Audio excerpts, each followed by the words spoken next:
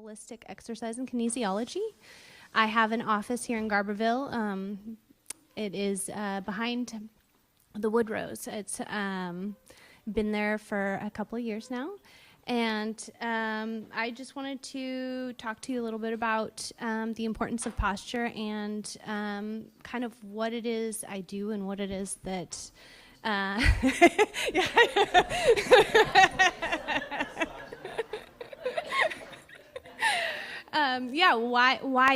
why is posture important, right? Like it's not just the thing that like your grandma tells you or your parents tell you to stand up straight or sit up straight or don't put your elbows on the table.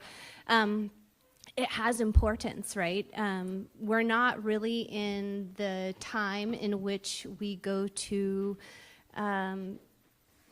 reforming schools and where they are telling us to walk, stand tall, and carry books on our head. We don't have our young boys going to military schools or, excelling in physical education anymore. We're kind of progressively getting to a point where we're slumping, right? And we have, tech neck, we have digital,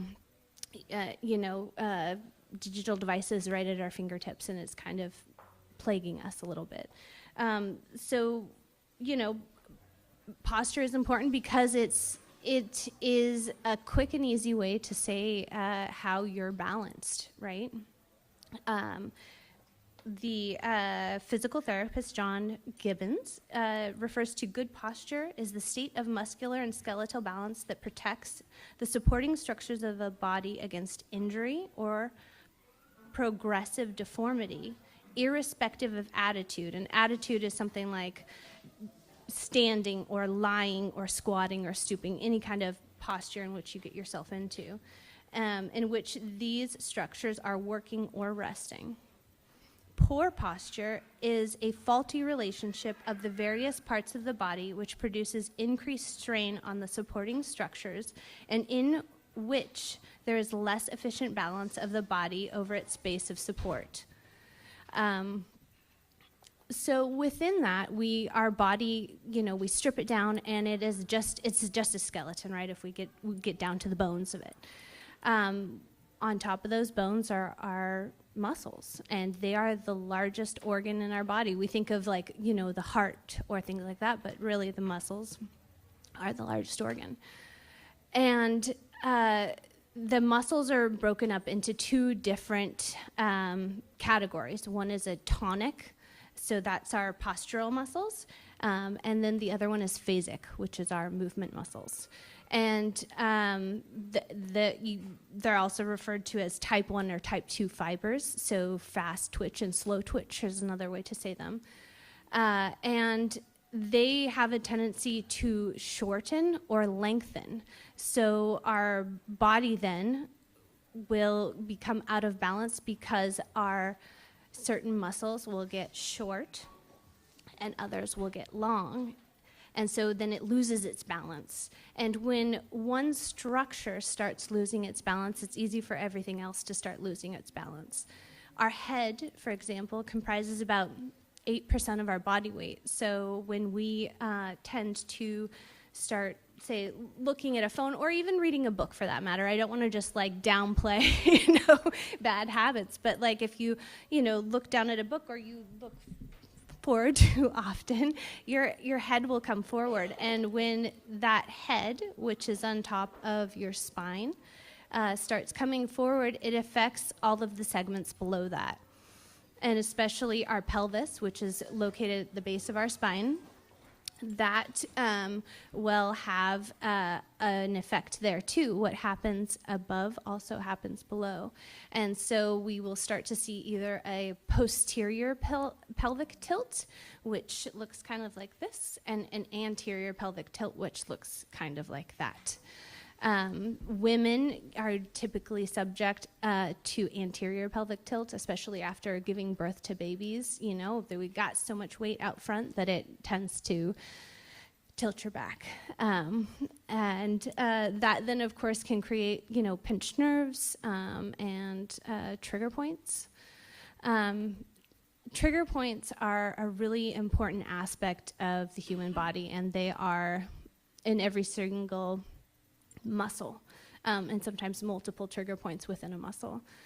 And that is kind of our feedback system. Within the central nervous system, we have those trigger points, and they're there to give us feedback.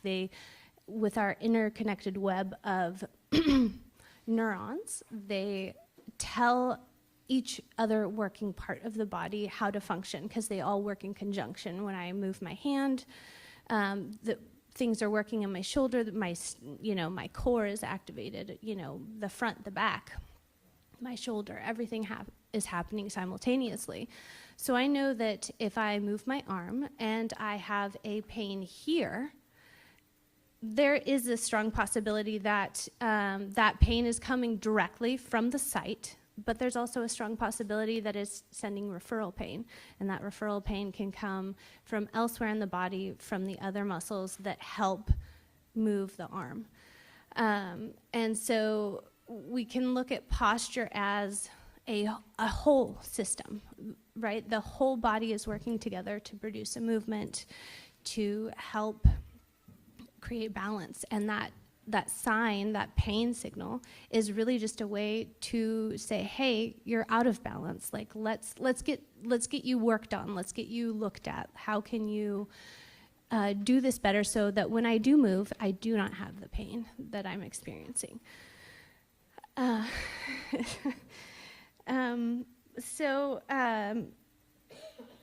Not only does the muscle and the musculature, and that is important, but it's also our posture can affect other things, such as breath, and breath is kind of what makes us live, right? Like, everything can shut down. Like, our whole body cannot be working, but in the hospital, they will put you on a ventilator. They will make sure that you're still breathing.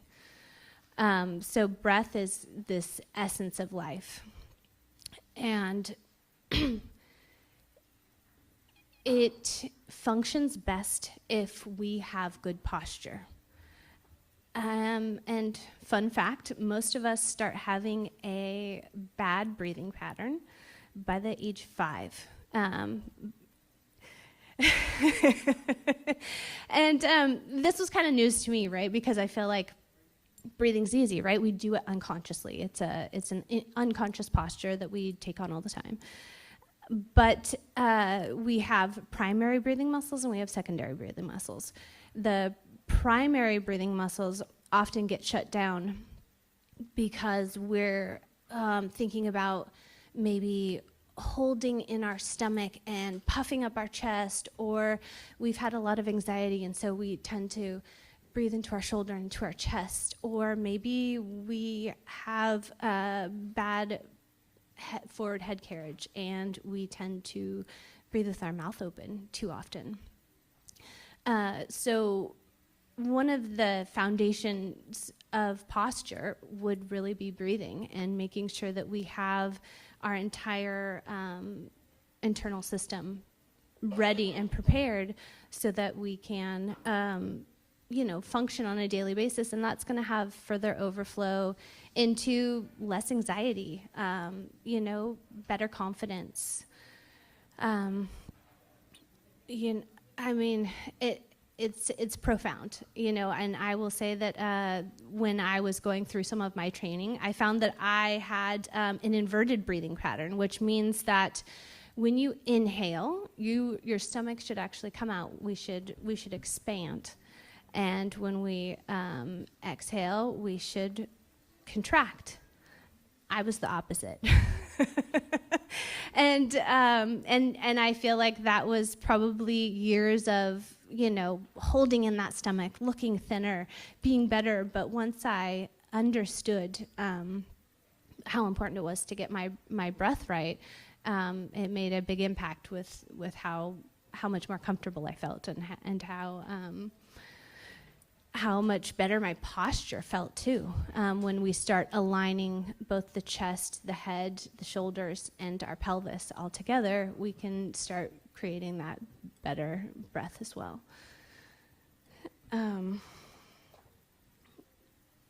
Ooh, I've got a lot here. I feel like there's so much to dive into when it comes to the body. I've talked a lot about like the upper body, but I think that there is also a lot of importance to the structure of the foot and the way in which we walk. 60% of our gait is in single leg stance. And so that means that when we are walking, 60% of the time, we're just on one foot. And so we need to be able to have that base of support solid over one foot at a time, which also means that the structure of our foot needs to help support everything above it. So I have personally been a big advocate and of barefoot shoes for quite some time now. To be able to have my feet well grounded on the floor and be able to have all of those muscles within the foot and all the joints within the foot be able to work and function to support the rest of the body up above it. And just like everything else, movement is important, right? Just like your foot needs to be able to move in all the different ways, we need to move in all the different ways. As we age, our habits just get more deeply ingrained, right? Like how you do the dishes is like the same way you've done the dishes for like the past 40 years, and so it can come down to those little things that when you are doing the dishes, that you're not hunching over or that you're not tilting too far forward and relying on that counter or that sink to support you, that you are the support, you are the corset, you are the the shoulders and the chest, and that you're opening your heart to things, that you're opening your chakra system to the world around you, right? That we're creating this balance within ourselves and reaping the benefits of it. And so what that looks like is maybe it looks like going to a Qigong class or, going to some Tai Chi, like doing those things. Or maybe you don't come into someone else's class. Maybe you do the practice yourself at home or a YouTube video, right? But that we get that movement in and that diversity that we need, because it's okay to have a habit, right? It's okay that you go to work and you work on the computer, or that you are, gardening and, doing what you do. But to try and unwind some of that, do something in the opposite direction. Reach behind you. Do some twists. Squat down. Don't just rely on chairs all the time. It's great to see this young man over here just sitting on the floor, right? Like he's he's all about it, and that's important. We need to be able to get up and use our structures, and as we age.